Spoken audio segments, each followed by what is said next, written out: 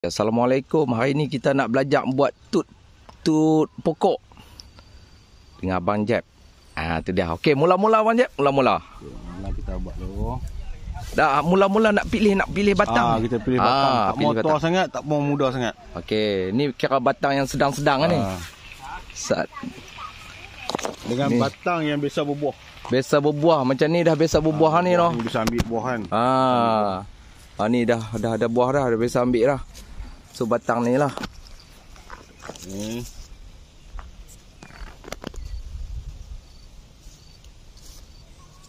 Pakai ni tak apa ni. Pisau ada.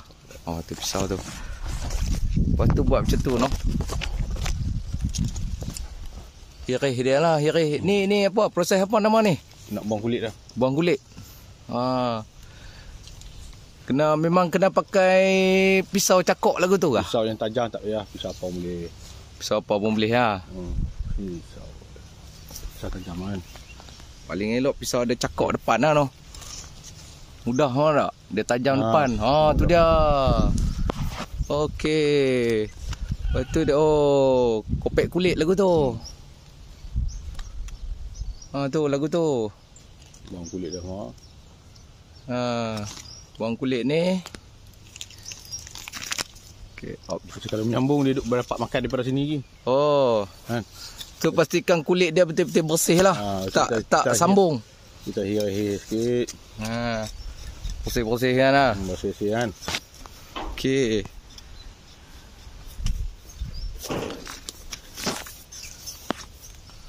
Okey, dah clear dah? Clear dah.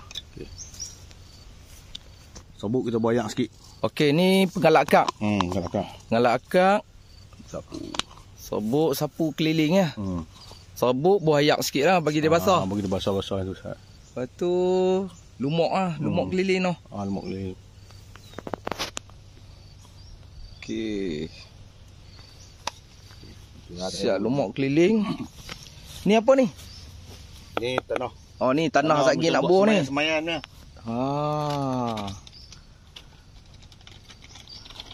Tu, kabel tie pun kena pakai. Kabel tie ni nak mudah kerja lah noh. Kita jenis petani balok kan. Kalau kata tali dia payah sikit lah, lambat dah. Kita nak ikat-ikat nak ni kan. Ya. Kita ambil sepupai yang kita bagi basah kan. Lembab-lembab dah. Okey.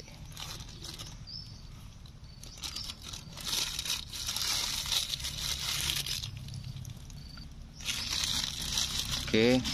Ni memang tanah khas ke tanah? Tanah kalau dia buat semai-semai senang kan. Ni tanah belilah ni. Jangan yang tanah keras, tanah yang lembut-lembut. Okay. Kepai tentu lah. Kepai lagu tu lah. Okey, kepai lah. Kepai dulu. Kepai. Ini cara mudah saya lah. Tarik. Serap. Ikat. Lepas tu kepai lagi. Dia padat kan. Pastikan dia padat lah.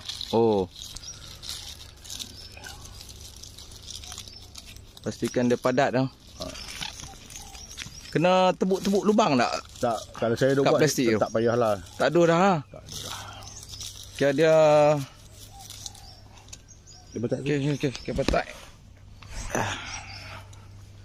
Okey.